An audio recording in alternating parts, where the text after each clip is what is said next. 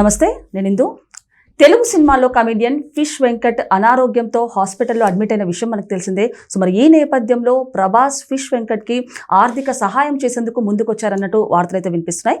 మరి దీని గురించి డిస్కస్ చేయడానికి మనతో పాటు సీనియర్ జర్నలిస్ట్ జగదేవ్ గారు ఇప్పుడు మనతో ఉన్నారు. నమస్తే సార్. నమస్తే సార్. మరి తెలుగు సినిమాలో కమెడియన్ ఫిష్ వెంకట్ గారు అనారోగ్యంతో అయితే హాస్పిటల్లో అడ్మిట్ అయిన విషయం మనకు తెలిసిందే. సో మరి ఈ నేపథ్యంలో ప్రభాస్ గారు ఫిష్ వెంకట్కి కాల్ చేసి తనకు నేనున్నాను, ఎంత ఖర్చైనా నేను భరిస్తాను అంటూ కూడా ఆయన ఒక మాట చెప్పడం జరిగింది. ఏ విధంగా చూడొచ్చు సార్ దీన్ని? యాక్చువల్గా డార్లింగ్ ప్రభాస్ చాలా గుప్తదానాలు చేస్తుంటారు. ఆయన చాలా చేశారు కూడా, బయటికి ఎక్కడికి చెప్పరు. బట్ ఈరోజు ఫిష్ వెంకట గారు అంటే ఏమోన్నా తెలియదన్నా ఇట్లా ఒక డిఫరెంట్ తెలంగాణ యాక్సెంట్ లో మాట్లాడుతూ విలన్ పక్కన ఉంటూ ఒక మనిషిగా కమెడియన్ పండించారు బాగా. ఇప్పుడు ఏంటది గబ్బర్ సింగ్ లో ఆ టీంలో ఎవరెవరైతే అందరు ఉన్నారో వాళ్ళందరూ కూడా మంచి మంచి అవకాశాలు వచ్చే తర్వాత అందులో ఎక్కువగా సక్సెస్ అయింది ఒక విధంగా ఫిష్ వెంకట్. సో ఆయన పేరు ఫిష్ వెంకట్ అని కూడా తెలియదు నాకు. ఆల్మోస్ట్ వాళ్ళు గబ్బర్ సింగ్ తర్వాత నుంచి తెలిసింది ఆయన పేరు. చందమామకి క్షందమామ అని పోగొడతాడు కదా ఛాతో అంటే. సో అట్లాంటి పర్సన్ పాపం కిడ్నీ 2 పాడైపోయాయంట. ఇప్పుడు ఆల్రెడీ హాస్పిటలైజ్డ్ అయ్యారు.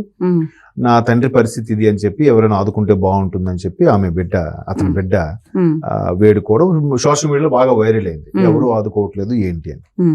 సో మేబీ అందరూ మళ్ళీ పవన్ కళ్యాణ్ గారు ఏదో చేస్తారేమో అనుకున్నారు. అక్కడికి సరిగ్గా 1 వీక్ ముందే పాకీజా గారు, పాత కమెడియన్, అసెంబ్లీ రౌడీ సినిమాతో బాగా క్లిక్ అయ్యారు ఆవిడ. తెలుగు కూడా చాలా సినిమాలు చేశారు. సో ఆవిడకి కూడా పవన్ కళ్యాణ్ గారు ఒక 2 lakhs క్యాష్, శారీస్ ఏవో ఇచ్చి పంపించారు. బట్ ఆమె తమిళ నుంచి ఇక్కడికి వచ్చి వేడుకుంది. దాని తగ్గట్టుగా తమిళనాడు గవర్నమెంట్ ఎవరు కూడా ముందుకు రాలేదు. కాకపోతే మన వాళ్ళు ముందుకు వచ్చేసి సహాయం చేశారు. ఇన్ని మాట్లాడతారు. మన పవన్ కళ్యాణ్ వెళ్ళినందుకు ఆయన మీద కేసు కూడా ఫైల్ చేశారు. మరి ఇవి ఇలాంటివి కనపడవు వీళ్ళకి. సరే, అది వేరే విషయం. అయితే ఇప్పుడు ఫిష్ వెంకట్కి ఏంటంటే ఎవరు స్పందించలేదు. ఏంటి టాలీవుడ్ లో ఎంతమంది ఉన్నారు అనేసరికి ప్రభాస్ వాళ్ళ అసిస్టెంట్ ఫోన్ చేసి వాళ్ళ అమ్మాయితో మాట్లాడారట. ఏమ్మా ఏం పర్వాలేదంటే ఇప్పటి వరకు డయాలసిస్ మీద నడుస్తుంది కాబట్టి, డయాలసిస్ అంటే ఏం లేదు, కిడ్నీ చేయాల్సిన పని ఆ డివైస్ చేస్తుంది. రక్తం శుద్ధి చేయడం కానీ ఆ మలినాలు బయటకు పంపించి దాంట్లో ఉండే మంచిది కూడా న్యూ బ్లడ్ ఏం కాదు, కిడ్నీ చేసే పని ఆ డివైస్ చేస్తుంది డయాలసిస్ అంటే. ఇప్పుడు మనం తినే ఆహారం అంతా కూడా పెద్ద ప్రేగు తర్వాత చిన్న ప్రేగు పెద్ద ప్రేగులోకి తర్వాత వెళ్ళేటప్పుడు కిడ్నీ దగ్గరికి వెళ్ళి రిఫ్రెష్ అవుతుంది. మలినాలంతా కిందకి వేస్ట్ కింద వచ్చేస్తుంది. దాంట్లో ఉన్న మంచివన్నీ కూడా కిడ్నీ ఉండే గోడలు గ్రహించి మళ్ళీ మన శరీరానికి పంపుతుంటాయి. సో అట్లాంటి ఆ డయాలసిస్ మీద ఎన్రోల్ చేస్తారు. దానివల్ల ఇంకా డయాలసిస్ చేసినా కూడా పరిస్థితి చేయి దాటిపోయేలాగా ఉందంట. సో ఈ నేపథ్యంలో ప్రభాస్ అసిస్టెంట్ ఫోన్ చేసి ఎంతైనా పర్వాలేదు సార్ పెట్టుకుంటా ఉన్నారు అని చెప్పారంట. సుమారుగా 50 లక్షల వరకు ఎందుకు ఖర్చు అవుతుందంటే ఇప్పుడు కిడ్నీ దాత ఎవరో ఉండాలి ట్రాన్స్ప్లాంటేషన్. అంటే సేమ్ బ్లడ్ గ్రూప్ మ్యాచ్ అయినా మరలా ఆ పెట్టే కిడ్నీ ఒక్కొక్కసారి పరిమాణంలో కూడా చిన్న చిన్న తేడాలు ఉంటాయంట.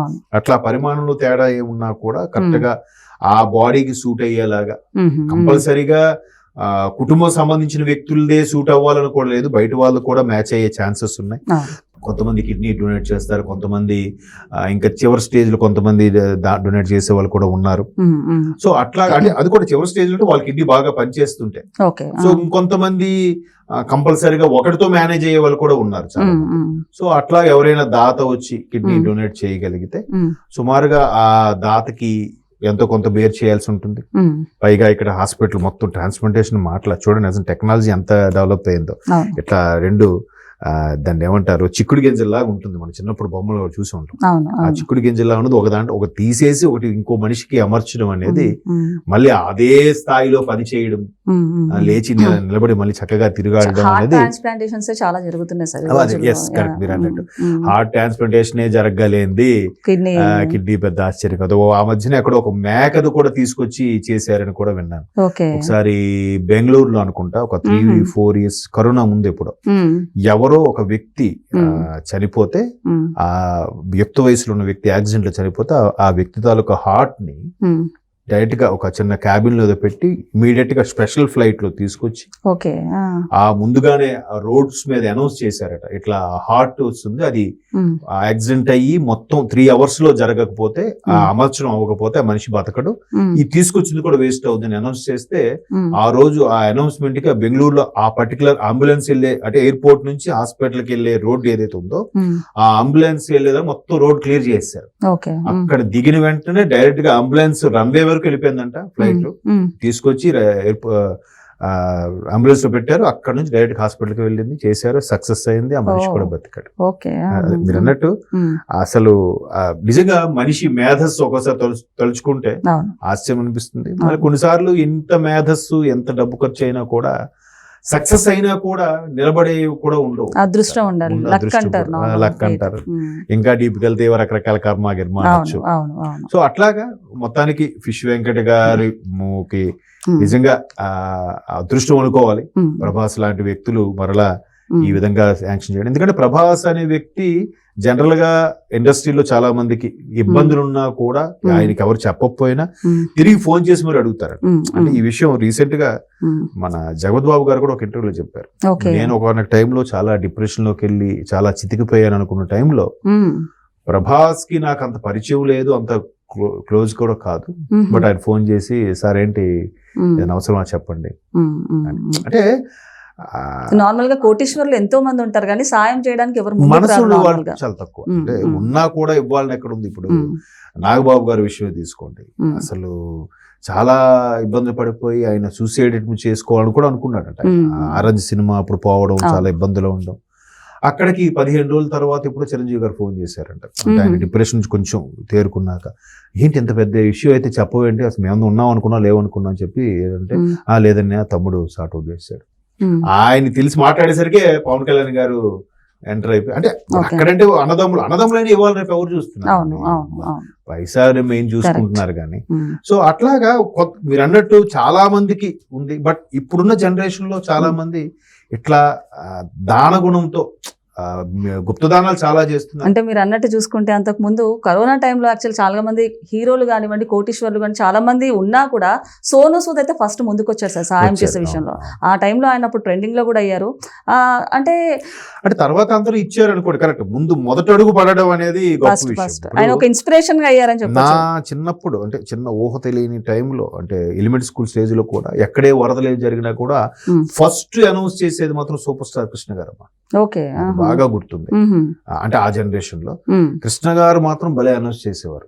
అంటే అప్పుడు 5 లక్షలు అవ్వచ్చు, అది చాలా పెద్ద అమౌంట్. అంటే ఆల్మోస్ట్ 30 ఏళ్ళ కిందట మాట చిన్నగా ఏదైనా ఫస్ట్ కృష్ణ గారు ఇవ్వాలరా, కృష్ణ గారు ముందుకు రావాలరా అని.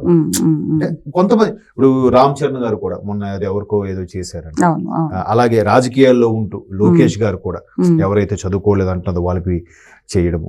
అలాగే విష్ణు, ఇప్పుడు మన అందరూ ట్రోల్స్ చేస్తున్నారు, ఆయన అయితే దగ్గర 120 మందిని దత్తత తీసుకొని చదివించేస్తున్నాడు ఆయన. ఓకే, వాళ్ళ పిల్లలతో పాటు వెళ్ళి అక్కడికి వెళ్ళి ఎంజాయ్ చేస్తాడు. అంటే ఇప్పుడున్న జనరేషన్ లో చాలా మందికి ఆ దయాగుణం ఉంది, దాన గుణం ఉంది. గుప్త దానాలు అందరూ పబ్లిసిటీ చేసుకోరు కదండి, ఆడికి ఇచ్చాను ఇడికి ఇచ్చాను. ఇప్పుడు సూర్య, తమిళ్ హీరో సూర్య ఉన్నారు, ఆయన అయితే సెపరేట్ గా ఎవ్రీ ఇయర్ ఆ తమిళనాడు ఉన్న స్కూల్స్ లో ఎవరు బాగా బ్యాక్గ్రౌండ్ పూర్గా ఉంది, ఎవరు మంచి స్కాలర్ తో మంచి బాగా మార్కులు తెచ్చుకుంటున్నారని ఆయనకు టీం ఉంటదంట. ఎవరికి తెలియదంట, ఆ టీం పికప్ చేసుకుని వాళ్ళకి హైయర్ స్టడీస్ చదివిస్తున్నారంట, స్కాలర్షిప్లు ఇస్తున్నారు. సరే, మరి ఇప్పుడు చూసుకుంటే చాలా మంది కమీడియన్స్ కానివ్వండి, ఆర్టిస్టులు కానివ్వండి, ఆ మూవీ చేసేంత వరకే, అంటే అప్పటి వరకే వాళ్ళ జీవనాధారం ఉంటుందని చెప్పొచ్చు. సో ఇలాంటి స్టేజ్ వచ్చినప్పుడు వీళ్ళని ఆదుకోవడానికి ఒక అసోసియేషన్ కానివ్వండి అలా ఉంటే బాగుంటది అన్నట్టు కూడా యాక్చువల్ గా మా అసోసియేషన్ వాళ్ళు కానీ ఇంతకు ముందు కానీ వాళ్ళు కూడా ఇప్పుడు కొన్ని అసోసియేషన్లు పెట్టారు. వాళ్ళకి ఉచితంగా ఏమైనా జబ్బు చేస్తే tablets, doctor consultants, day time ఉంటుంది, నైట్ కాదు, డే టైం ఉంటుంది. సివియర్ గా వాటికి ఉన్నాయి, అంటే క్యాన్సర్ అలాంటి కొన్ని వాటికే సజెస్ట్ ఉన్నాయి. అవి ఆ డాక్టర్ పర్టికులర్ గా పలానా హాస్పిటల్ సజెస్ట్ చేస్తే అదంతా అసోసియేషన్ భరిస్తుంది. అది కూడా ప్రాపర్ గా వాళ్ళు సభ్యత్వం ఉండాలి. సభ్యత్వం తీసుకుని చాలా మంది ఏంటంటే మన దగ్గర సినిమాలో నటిస్తున్నారు కానీ సభ్యత్వం తీసుకోవట్లేదు కొంతమంది వేరే వాళ్ళు. అదే తమిళనాడులో కూడా ఒప్పుకోరు, నువ్వు ఒక్క సినిమా చేసినా ముందు మా తమిళనాడు సభ్యత్వం తీసుకుంటే నీకు యాక్ట్ చేయాలి, ఓకే. అది రూల్. ఉమ్, ఉమ్, మన దగ్గర అది లేదు. Hmm. నార్త్ వాడు వచ్చాడా, హిందీ వాడు వచ్చాడా చేసుకెళ్ళిపోయాడు. ఉమ్, ఆడ ఒక సినిమాకి అడిగిన సభ్యత్వం అడుగుతాను అక్కడ. Hmm. అంటే అది కొన్ని మ్యాండేట్ చెయ్యాలి. ఉమ్. సో మరి ఈ కేసెస్ చూసుకుంటే ఇప్పుడు ఫిష్ వెంకట్ గారు కానివ్వండి, మీరు అన్నట్టు అంతకుముందు పాకీజా గారు ఎవరో, వాళ్ళ కేసెస్ లో ఎందుకు వీళ్ళు ముందుకు రాలేదంటారు నార్మల్ గా? ఏంటో మరి అది మనం పర్టికులర్ గా ఒకళ్ళని అనలేము. అనలేమో But అసలు మామూలుగా ఆ ఎవరో సిచ్యువేషన్ ఒకరు- కూడా బాగాలేదు, చాలా మేజరే అని చెప్పుకోవచ్చు వాళ్ళిద్దరిది. ఒక టైంలో టాప్ మోస్ట్ గా ఉన్నారు అలాంటిది. అవును, అవును. సో ఇప్పుడు చూసుకుంటే వాళ్ళ సిచ్యువేషన్ అయితే బాగాలేదు. అంటే ఈ సినిమా అందుకే అంటాను, సినిమాని తీసే నిర్మాతల్ని ట్రోల్స్ చెయ్యొద్దు. వాడు ఎంత ఇదే, ప్రతి ఒక్కటిలో మైనస్లు ఉంటాయి. ఇప్పుడు విష్ణు లాంటి వాళ్ళు ట్రోల్స్ చేశారు. అటువంటి ప్రొడ్యూసర్లు లక్ష్మీ ప్రసన్న పిక్చర్స్ లాంటి బ్యానర్లు అంతరించిపోతే నెక్స్ట్ సినిమాలు తీసేది ఎవరు? ఇలాంటి వాళ్ళు అందరూ బతికేది ఎలా? మీరు సింపుల్ గా ఆడి మీద ట్రోల్స్ చేస్తారబ్బా. ఇందాక ఎవడో వీడియో పెట్టాడు, నేనైతే చాలా ధైర్యం చేసి సినిమాకి వెళ్ళా, నీకు ఎవడెళ్ళమన్నాడు సినిమాకి? నువ్వు నీ వీడియో డబ్బుల కోసం నువ్వు పెట్టిన వీడియో అది. ఆడంత కష్టపడి తీసి నువ్వు తీ, సరే నువ్వు విష్ణు గారికి యాక్షన్ రాదో లేదా ఏదో చెప్తావు కదా, నువ్వు చెయ్యి. ఛాలెంజ్ చేయలేడు. అందుకే మంచి సినిమాలు నిర్మించే నిర్మాతల్ని, స్టాండర్డ్ గా పేమెంట్ ఇచ్చే నిర్మాతల్ని పోగొట్టుకోవద్దు. వాళ్ళ మీద మీరు బతుకుతున్నారు, ట్రోల్స్ చేసే వాళ్ళు గుర్తుపెట్టుకోండి. ఆవే లేకపోతే మీరు ఎవరు ట్రోల్స్ చేస్తారు, మీరు ఎవరి మీద వీడియో చేస్తారు, దేని మీద మీరు డబ్బులు సంపాదిస్తారు. ఇట్లా ఫిష్ వెంకట్ లాంటి వాళ్ళు మనకు తెలుసు, ఇంకా తెలియకుండా ఎంతో మంది చితికిపోయిన వాళ్ళు ఉన్నారు. వాళ్ళు ఇలాంటి పరిస్థితి అంటే, ఇలాంటి 4 ప్రొడ్యూసర్లు ఉంటే 40 సినిమాలు వస్తే వాళ్ళకి 40 రోజులు ఫుడ్ దొరుకుతుంది కదా. సంవత్సరంలో 10 నెలలు వాళ్ళకి ఫుడ్ దొరికిన హ్యాపీయే కదమ్మా.